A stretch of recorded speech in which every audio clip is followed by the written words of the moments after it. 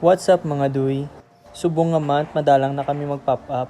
Kay holiday season na, kag wala na klase. So naisipan na lang namon magpa-order sang platter.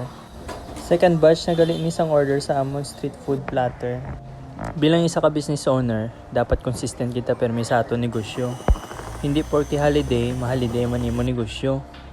Sa aton baya mga business owner nakasalalay ang pag-asenso sa aton negosyo. Kita gid mismo nga tag-iya ang dapat una-una gid magpati nga maging successful ni aton negosyo. Hindi pwede nga sa una ka lang excited, sa una ka lang happy.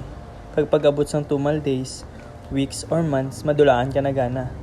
Well, isa man ko dito pero padayon gyapon kami kay pobre man. Masayang nang gidabi ang imo panahon kag sakit lang sa buot na makuha mo kung maguntat ka. Damo ka pa what ifs nga maisip. What if nagpadayon ko? What if wala ako nagsuko dayon? What if gintibayan ko pa akong loob?